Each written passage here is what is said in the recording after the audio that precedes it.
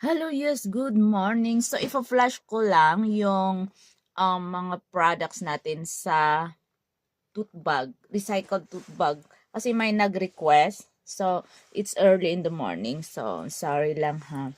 So, ito yung mga design natin kung saan may nagre-request na pakita daw yung mga design.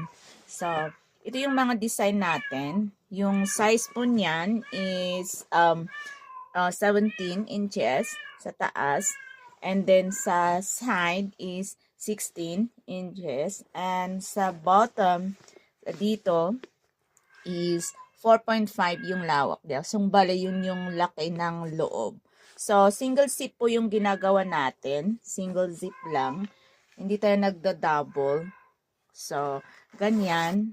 May lining po naman tayo yan. So, lining natin, iba-iba yung kulay kasi recycled lang din siya. So, ganyan. Yung loob, yan. Ninagyan lang natin ng palaman.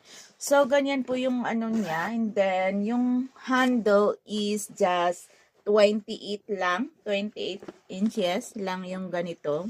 So, it's standard. So, normal lang po yan sa kahit matangkad po yung gagamit or pandak.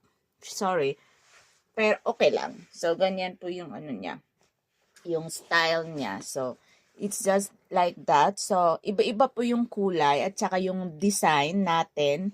Kumbaga, kasi it's all recycled. So, whatever na material we have, yan po yung linalagay natin dyan. So, ganyan po, kagaya nito. It's like, this one is another color.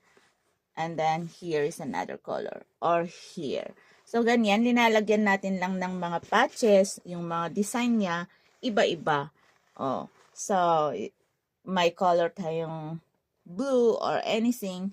It depends kung ano yung available na material natin. So, ganyan po lang siya. Ganyan. So, it's just like, okay. So, ganyan po. So, may mga iba po tayong mga design din. So, kagaya nito, this one, so, ganyan. May mga ibang design din. So, like this one, so, ganyan. Ito is really recycled as in, pero pare-pareho din na naman.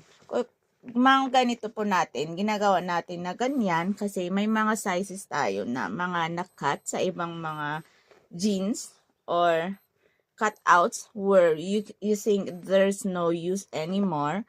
So, ganyan. So, ginagawa natin na lang ng design para maging isang pakinabangan na bag. So,